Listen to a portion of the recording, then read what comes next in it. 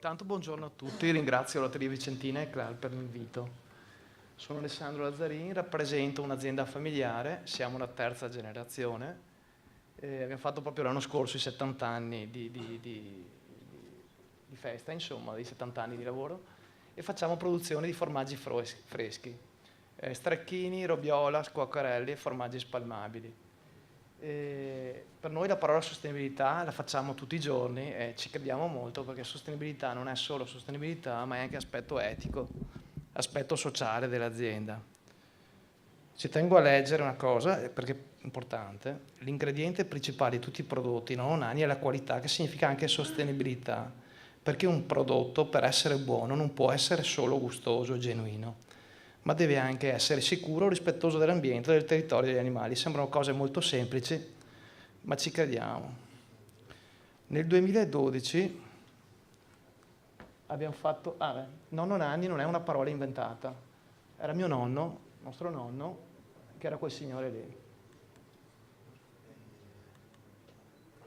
Sono distante.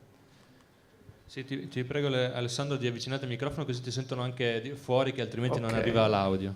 Allora, nel 2012 abbiamo Grazie. fatto il carbon footprint.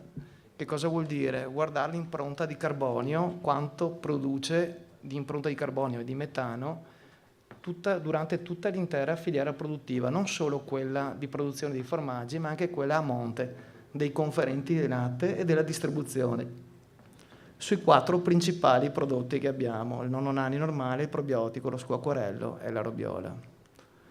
Abbiamo visto dati di emissioni in percentuali che l'86,7% è dato dalla produzione del latte della stalla, il 4,1% produzione allo stabilimento, 4,7% distribuzione, 4,5% l'utilizzo della famiglia.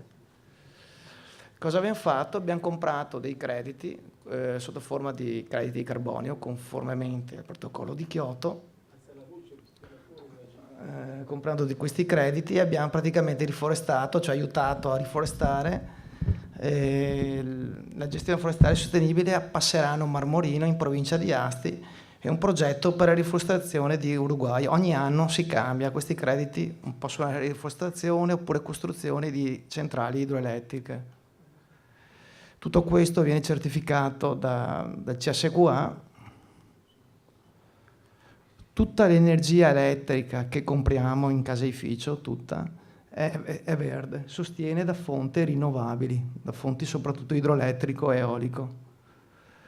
Che indicatori guardiamo? Abbiamo un energy manager in azienda che controlla, oltre a tutti questi processi, l'indice di consumo gasolio per trasporto, per prodotto finito, l'indice di acqua su latte lavorato, l'indice metro cubo di metano per latte lavorato, l'indice energia elettrica kilowattora per litri di latte lavorato. Si cerca sempre di ridurre, ogni anno si monitorano, e con la tecnologia che ci viene avanti, che migliora continuamente di anno in anno, si va a migliorare questi rapporti. Anche sui materiali siamo molto attenti, in quanto cerchiamo di usare materiali sempre meno accoppiati, in modo tale che possono essere buttati sul riciclabile, sulle bottiglie. E stiamo sviluppando anche materiali in casa biodegradabili. Abbiamo impianti fotovoltaici, usiamo un cogeneratore da qualche anno, dove non facciamo solo corrente elettrica, ma sviluppiamo energia termica. Sfruttando l'energia termica, vapore e acqua calda, andiamo a consumare meno. Siamo molto attenti, come dicevo, all'aspetto etico e sociale, il territorio, i consumatori. Facciamo molte cose per il paese, un dialogo continuo con i consumatori e con i conferenti latte. Se non c'è il latte non si fa formaggio. Hanno molta assistenza da noi, mandiamo veterinari, alimentaristi.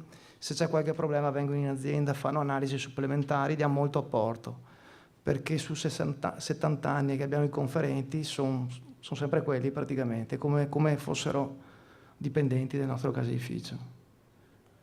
Sull'impegno sociale facciamo molti impegni di ricerca sulla fibrosi cistica, sull'AFMO per i problemi che hanno di udito, sull'associazione volontariato Amici di Solidarietà, che si occupa di aiutare le comunità locali, le persone un po' che hanno più problemi, su Fondazione Bambini e Fate, che si dedica a progetti molto rivolti ai ragazzi con disabilità, e facciamo 1 migliaio di visite in azienda all'anno per far capire ai bambini, dalle elementari alle medie, come si fa un prodotto buono e come si deve mangiare poi negli anni successivi. Facciamo corretta alimentazione, spiegazione e nutrizione.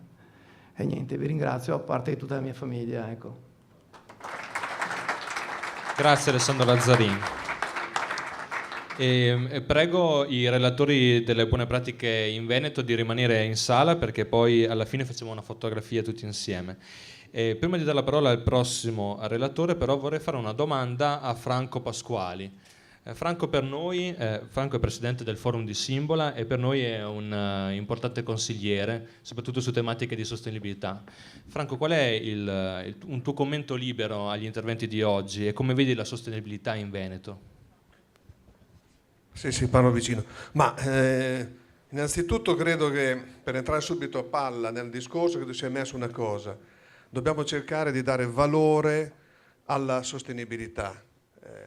Disegno ci ricordava, no? Un po' il quadro generale, e ogni volta che diceva prerequisito c'era un po' un sobbalzo. Prerequisito vuol dire che spesso per tutta la filiera non c'è una ricaduta diretta di valore economico, ma c'è un impegno che rischia, diciamo così, di non ritrovare questo. Questa è una sfida, cioè non è che dall'esterno ti possano dare un riconoscimento se tu non lo fai. Questa è la prima reazione che dico, cioè bisogna che il mondo del settore lattiero-caseario sappia dare valore alla sostenibilità anche nel rapporto che può avere col mercato, col consumatore e lungo tutta la filiera. È chiaro che l'altro aspetto, essere attori e consapevoli di quello che noi possiamo portare sull'esterno e anche far vedere il settore, i valori che può fare, anche facendo alcuni sacrifici, ma sempre con quell'equazione che possa avere una sua ricaduta diretta.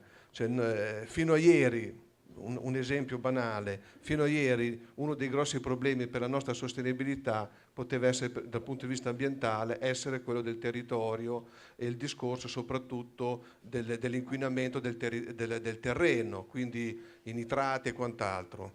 Da poco ormai il tema dell'aria sta iniziando a coinvolgere il settore lattiero-caseario, il settore degli allevamenti. A volte ci fa sorridere, no? A volte ci rende increduli, ma questo non è il problema. Quando noi leggiamo dei rapporti e quant'altro, i rapporti sulle PM10 e su altre particelle PM0,25 e quant'altro, tira in ballo gli allevamenti. Che reazione dobbiamo avere? Dobbiamo avere la reazione di dire noi dobbiamo fare più ricerca, essere più attrezzati, sapere anche come affrontare nei nostri allevamenti e nella nostra gestione, diciamo, di impresa queste situazioni. Non debbono solo essere evidenziate come in modo notevole noi facciamo nei seminari di Clark e quant'altro, ma bisogna trovare poi queste reazioni. Allora, più ricerca, più consapevolezza e sapere anche che su queste cose possiamo trovare valore se c'è un contenuto reale dentro le nostre imprese. Al prossimo appuntamento. Quindi.